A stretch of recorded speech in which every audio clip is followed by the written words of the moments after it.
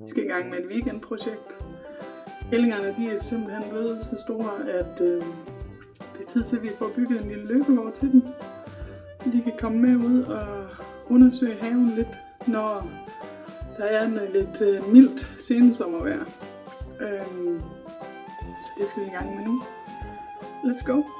Turen gik ned i det lokale byggemarked, hvor vi fik købt træ, voliærenet og klamper og vinkelbeslag. Og Jesper han er simpelthen så smart, han har lavet sådan en skabelon, så vi kan tegne og forbore præcis samme sted for alle sammen. Og han er jo simpelthen en velsmurt maskine, så han får hurtigt skruet de her forskallinger sammen, og så skal der jo det der forbistrede voliærenet på.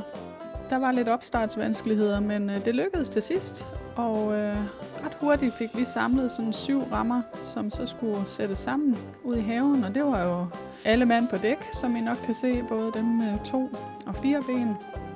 Og det er lidt af en fest, så spærrer vi børnene ind, det synes de var skideskægt. På med låget, og det skal selvfølgelig tjekke, at det virker. Yes, børnene tjekker også, det er så fedt.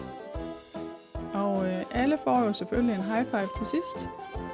Og nu regner og tordner det, så er det bare om at komme ind i en ruf. Da det er klaret lidt op, så kommer ællingerne selvfølgelig ud for første gang, og Frida hun er jo med i processen som altid. De små rapper ganske velfornøjet, og vi betegner det hele som værende en stor succes. Tak til Løbeender på Instagram for at lægge en vejledning ud til, hvordan man bygger sådan en smart løbegård.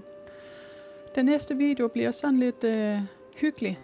Vi skal se, hvordan det går med dem, om de har skiftet farve, om de skal have nye navne. Ses!